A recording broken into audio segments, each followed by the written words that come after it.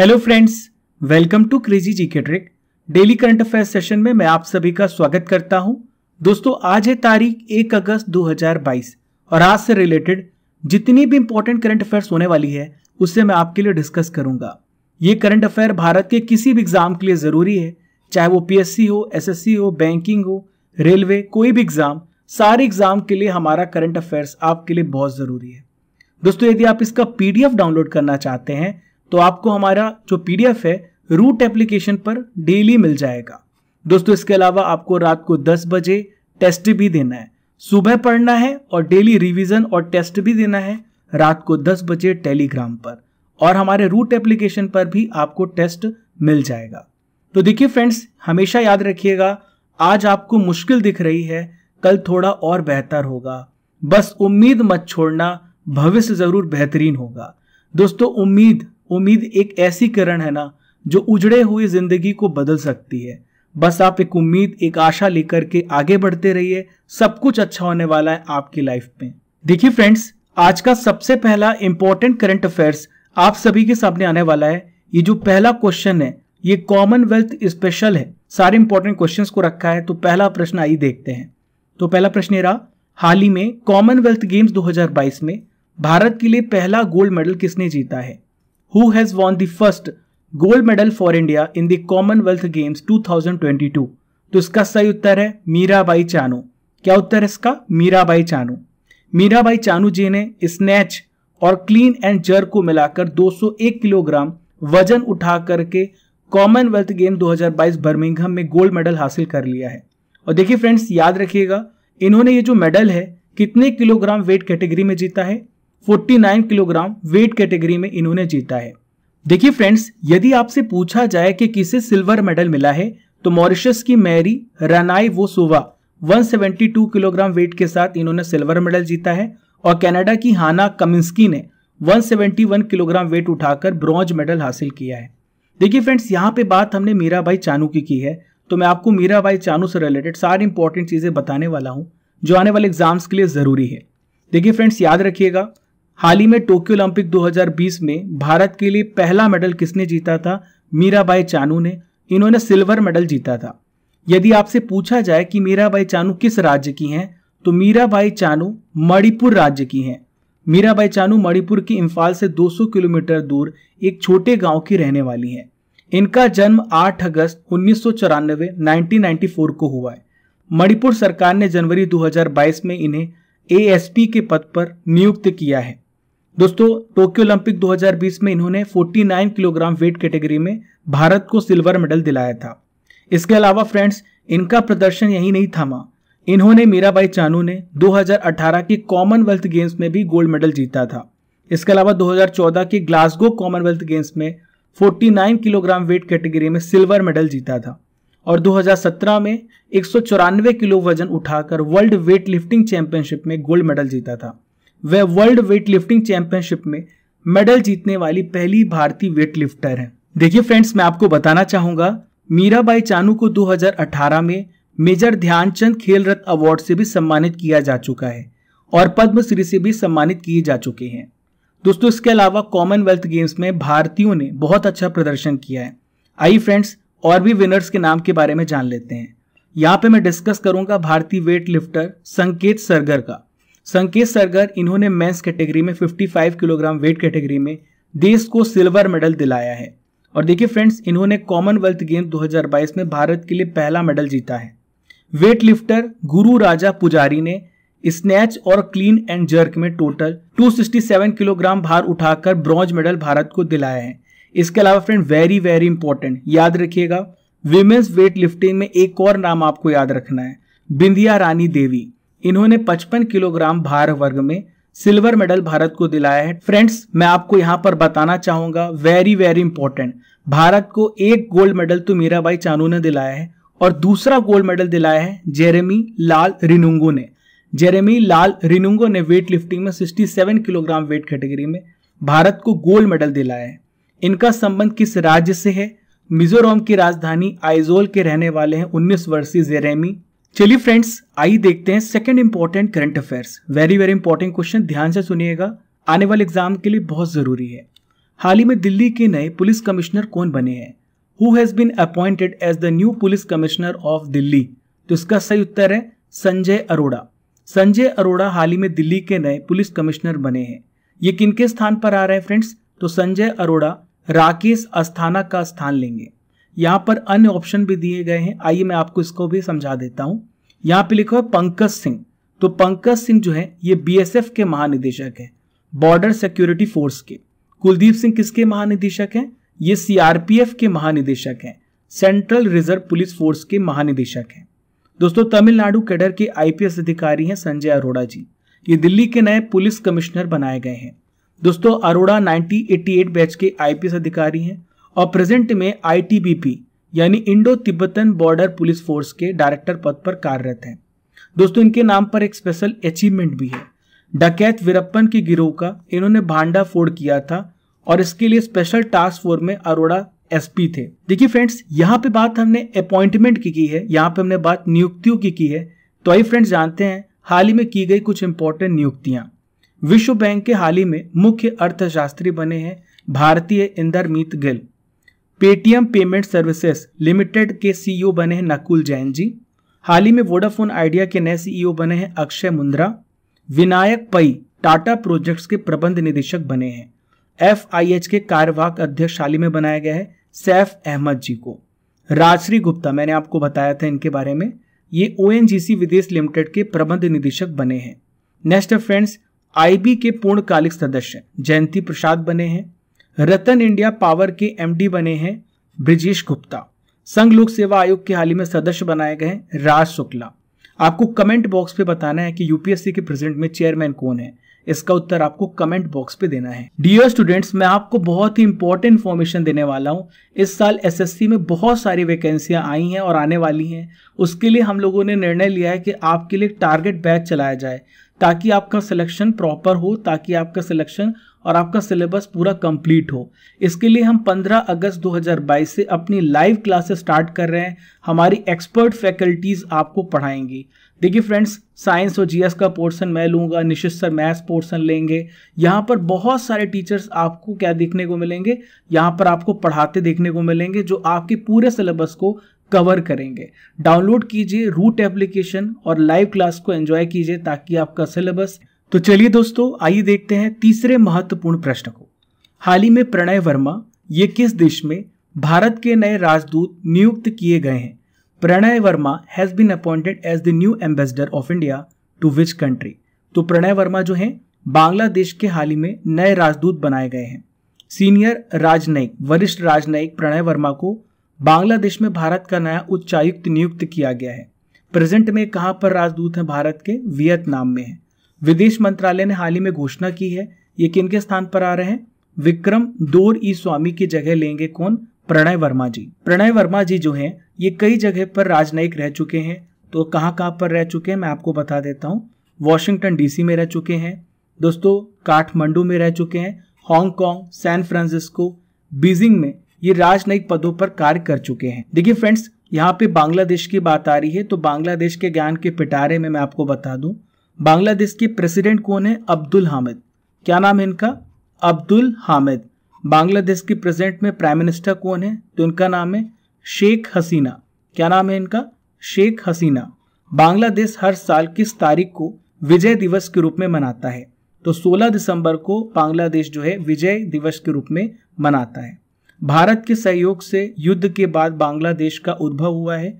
बांग्लादेश में पाकिस्तानियों का कब्जा था। भारत ने 1971 में बांग्लादेश की मदद की जिसके बाद बांग्लादेश आजाद स्वतंत्र हुआ। डियर स्टूडेंट्स आइए देखते हैं क्वेश्चन नंबर 4 को। तो देखिए फ्रेंड्स क्वेश्चन नंबर 4 ये रहा। ब्लूमबर्ग की रिपोर्ट हाल ही में पेश की गई है और ब्लूमबर्ग की रिपोर्ट के अनुसार एशिया की सबसे अमीर महिला कौन बन गई हैं? According to Bloomberg report who has become the richest women in Asia?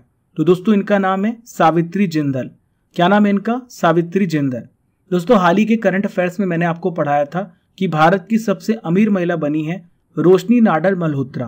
तो दोस्तों ये जो रिपोर्ट है कोटक महिंद्रा हुरून इंडिया के द्वारा रिपोर्ट जारी की गई थी, उसमें बताया गया था कि सबसे रिचेस्ट पर्सन जो है भारत में रोशनी नाडर मल्होत्रा है और ब्लूमबर्ग रिपोर्ट के अनुसार एशिया की सबसे अमीर महिला सावित्री जिंदल बनी है।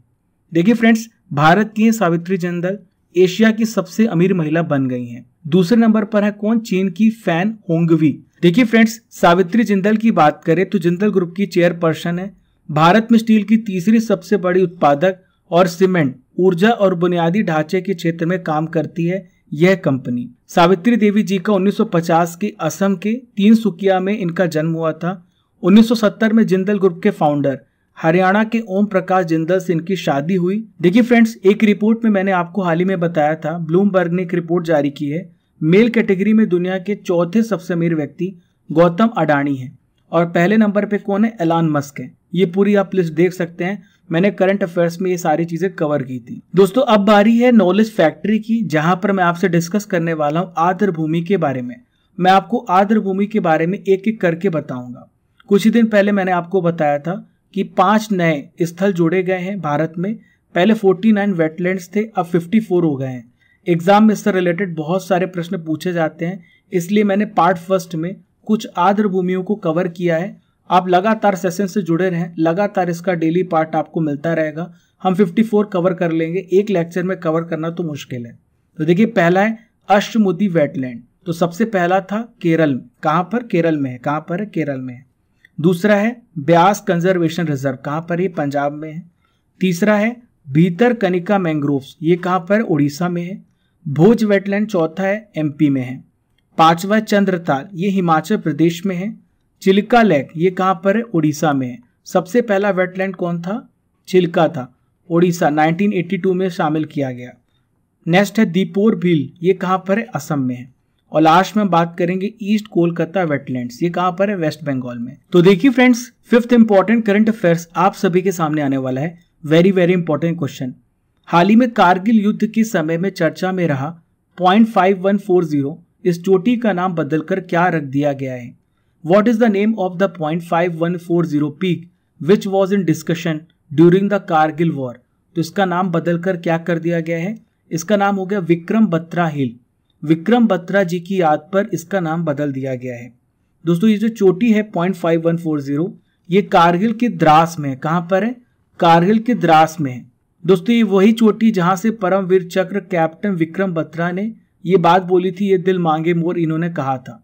दोस्तों ऑपरेशन विजय पर भारतीय सशस्त्र बलों की जीत का जश्न मनाने और इस ऑपरेशन में सर्वोच्च बलिदान को श्रद्धांजलि देने के लिए इस चोटी का नाम बदला गया है। दोस्तों हाल ही के करंट अफेयर्स में मैंने आपको बताया था कारगिल विजय दिवस कब मनाया जाता है?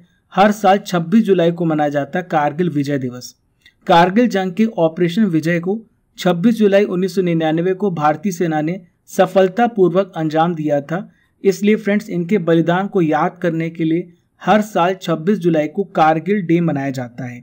दोस्तों कारगिल का जो युद्ध था, आप जान करके हैरान हो जाएंगे, 18,000 फीट की ऊंचाई पर तकरीबन 2 महीने तक चला था। देखिए फ्रेंड्स, अगला महत्वपूर्ण करंट अफेयर्स आप सभी के सामने आने वाला है। वर्ष 2025 तक भारतीय सेना के किस एयरक्राफ्ट को रिटायर किया जाएगा? Which Indian army aircraft will be retired by the year 2025? तो इसका सही उत्तर है MiG-21। MiG-21 को 2025 तक भारतीय सेना के एयरक्राफ्ट से रिटायर कर दिया जाएगा। देखिए फ्रेंड्स, IAF जो है, इंडियन एयरफोर्स जो है, 2025 तक बचे 4 MiG-21 स्क्वाड्रॉन को रिटायर करेगी। इनमें से एक MiG-21 स्क्वाड्रॉन 30 सितंबर 2022 को रिटायर कर दिया जाएगा। देखिए फ्रेंड्स, मैं आपकी जानकारी के लिए बता दूं, भारत के पास टोटल कितने MiG-21 एयरक्राफ्ट हैं? तो इसका सही उत्तर है 70। MiG-29 की संख्या कितनी है? 50 है। दोस्तों आप सोच रहे होंगे कि इन्हें क्यों रिटायर किया जा रहा है इंडियन एयरफोर्स के द्वारा। तो मॉडर्नाइजेशन के लिए, मॉडर्नाइजेशन अभियान के अंतर्गत ये किया जा रहा है, यानी नए नए मॉडर्न इक्विपमेंट भारतीय एयरफोर्स शामिल कर रही है। इसलिए पुराने एयरक्राफ्ट जो सर्विस नहीं दे पा रहे हैं, उन्हें रिटायर किया जा रहा है। दोस्तों MiG-21 ने भारत का बहुत ज्यादा साथ दिया है। इसके इतिहास के बारे में मैं आपको बता दूं, 1999 में कारगिल वॉर के दौरान, कारगिल संघर्ष के दौरान ऑपरेशन सफेद सागर का ये इंपॉर्टेंट हिस्सा था। इसके अलावा फ्रेंड्स, आपको याद होगा 2019 में पाकिस्तान के बालाकोट में एयर स्ट्राइक की गई थी। MiG-21 इस इंपॉर्टेंट मिशन का हिस्सा था। चलिए फ्रेंड्स, आइए देखते हैं question number 7। Very very important question, ध्यान से सुनिएगा, एग्जाम की दृष्टि से बहुत ही जरूरी है। हाल ही में महतारी न्याय रथ यात्रा की शुरुआत किस राज्य में हुई है? इन विच स्टेट हैज दी महतारी न्याय रथ यात्रा हैज स्टार्टेड? तो दोस्तों छत्तीसगढ़ राज्य में हाल ही में इस यात्रा की शुरुआत की गई है। तो दोस्तों ये जो यात्रा है किसके द्वारा चलाई जाएगी? राज्य महिला आयोग के माध्यम से संचालित की जाएगी। इसके तहत क्या किया जाएगा, क्या उद्देश्य है इस न्याय रथ यात्रा का? तो दोस्तों महिलाओं के उनके कॉन्स्टिट्यूशनल राइट्स, जो उनके संवैधानिक अधिकार हैं, कानूनों की जानकारी दे करके उन्हें जागरूक किया जाएगा, उनके अंदर सेल्फ कॉन्फिडेंस बढ़ाने का कार्य किया जाएगा। महिला सशक्तिकरण की तरफ एक इम्पॉर्टेंट कदम है। मुख्यमंत्री महतारी न्याय रथ यात्रा शुरुआत की गई किस जगह से? दुर्ग जिले के पाटन ब्लॉक के करसा गांव से इसकी शुरुआत की गई है। यहाँ पे फ्रेंड्स हमने बात छत्तीसगढ़ राज्य की है। तो छत्तीसगढ़ की गठन कब हुआ है? 1 नवंबर 2000 को छत्तीसगढ़ का गठन हुआ था एमपी से अलग होकर के। छत्तीसगढ़ भारत का 26वां राज्य बना था। ठीक है। छत्तीसगढ़ की कैपिटल क्या है? छत्तीसगढ़ की कैपिटल याद रखिएगा रायपुर है। छत्तीसगढ़ के प्रेजेंट में गवर्नर कौन है? अनुसुईया उइके। क्या नाम है? अनुसुईया उइके। दोस्तों छत्तीसगढ़ के चीफ मिनिस्टर कौन है? भूपेश बघेल है। क्या नाम है इनका? भूपेश बघेल। दोस्तों हाल ही में छत्तीसगढ़ में एक और इंपॉर्टेंट योजना मैंने आपको पढ़ाई थी, कौशल्या मातृत्व योजना। चलिए फ्रेंड्स आइए देखते हैं question number 8, very very important question. हाल ही में किस राज्य सरकार के द्वारा मुख्यमंत्री नाश्ता योजना की शुरुआत की गई? Which state government has launched the chief minister breakfast scheme? Very very important question. तो दोस्तों इसे तमिलनाडु राज्य सरकार के द्वारा शुरू किया गया है और दोस्तों बहुत ही प्रशंसनीय स्कीम है। इसके तहत क्या किया जाएगा? नाश्ता उपलब्ध कराया जाएगा, नाम से स्पष्ट है। तमिलनाडु सरकार 1545 जो प्राइमरी सरकारी स्कूल हैं वहां पर मुख्यमंत्री नाश्ता योजना लागू की गई है। पहली से लेके 5वीं तक याद रखिएगा, क्लास 1 to 5 1.14 लाख बच्चों को नाश्ता उपलब्ध कराया जाएगा। इसके पीछे क्या रीजन है दोस्तों? जब बच्चे स्कूल सुबह सुबह पहुंचते हैं तो अपना नाश्ता छोड़ करके आ जाते हैं या फिर नाश्ते की वजह से स्कूल नहीं जाते, तो ड्रॉप आउट रेट को कम करना, कुपोषण को कम करना, ये इनका प्रमुख मकसद है। मुख्यमंत्री स्टालिन ने छात्रों से कहा है, चूंकि बच्चे सुबह का नाश्ता छोड़कर स्कूल आते हैं इसलिए सरकार ने सरकारी स्कूलों में नाश्ता उपलब्ध कराने का फैसला किया है। दोस्तों यहाँ पे बात हमने तमिलनाडु की है, तो तमिलनाडु राज्य के बारे में आइए जान लेते हैं। यहाँ पर देखिए ये है तमिलनाडु राज्य, इसकी सीमा किस राज्य से लगती है देख लीजिए। ये है कर्नाटक। यहाँ पर कौन सा राज्य है? ये है केरल। यहाँ पर देखिए कौन सा राज्य है? आंध्र प्रदेश। तो 3 राज्यों के साथ इसकी सीमा लगती है। गवर्नर है RN रवि, चीफ मिनिस्टर है MK स्टालिन। विधानसभा सीटें यहाँ पे 234 है, राज्यसभा सीटें 18 है, लोकसभा सीटें 39 है। यहाँ का जो स्टेट डांस है वो है भरतनाट्यम, स्टेट फ्रूट है जैक फ्रूट और स्टेट स्पोर्ट है कबड्डी। देखिए फ्रेंड्स अगला महत्वपूर्ण करंट अफेयर्स ये रहा। हाल ही में मानव तस्करी के खिलाफ अंतर्राष्ट्रीय दिवस मनाया गया। तो अंतर्राष्ट्रीय दिवस कब मनाया जाता है मानव तस्करी के खिलाफ? तो इसका सही उत्तर है 30 जुलाई। 30 जुलाई को मनाया जाता है मानव तस्करी के खिलाफ अंतर्राष्ट्रीय दिवस। दोस्तों कब से मनाने की इसकी शुरुआत की गई है? 2013 में संयुक्त राष्ट्र महासभा ने मानव तस्करी की शिकार के लोगों की स्थिति के बारे में जागरूकता बढ़ाने के लिए इस दिवस को मनाने की घोषणा की है। दोस्तों दिवस से रिलेटेड तो क्वेश्चन पूछे जाते हैं, साथ में आपसे पूछे जाते हैं इससे रिलेटेड थीम। तो आप थीम याद रखिएगा, use and abuse of technology. दोस्तों आज का आखिरी इंपॉर्टेंट करंट अफेयर्स आप सभी के सामने आ गया। पंजाब का जो खेल विभाग है ये पंजाब खेल मेला आयोजित करने जा रहा है। इसमें कितने खेलों का आयोजन किया जाएगा? तो दोस्तों इसमें 30 खेलों का आयोजन किया जा रहा है स्पोर्ट्स डिपार्टमेंट के द्वारा, पंजाब के स्पोर्ट्स डिपार्टमेंट के द्वारा। दोस्तों इसका मकसद क्या है? पंजाब के जो युवा हैं, पंजाब के जो युवक हैं उनके बीच में खेलों को प्रोत्साहन देना। इस आयोजन में प्रतिभा की पहचान करके खेलों के लिए एक अनुकूल, एक फेवरेबल एनवायरनमेंट बनाने के लिए और स्वास्थ्य जागरूकता बढ़ाने के उद्देश्य से 14 से लेकर 60 वर्ष से कम आयु के 6 समूह में 30 खेल आयोजित किए जाएंगे। दोस्तों ये जो पंजाब खेल मेला है ये ब्लॉक से राज्य स्तर तक आयोजित किया जाएगा। कब किया जाएगा? खेल दिवस के मौके पर। राष्ट्रीय खेल दिवस कब मनाया जाता है? 29 अगस्त को मनाया जाता है। और दोस्तों इसी दिन खेल दिवस के दिन ही क्या किया जाता है? खेल पुरस्कारों की भी घोषणा की जाती है। दोस्तों अब बारी है करंट अफेयर्स की रसमलाई की। 2021 के इंपॉर्टेंट प्रश्नों को मैं आपके लिए डिस्कस करूंगा।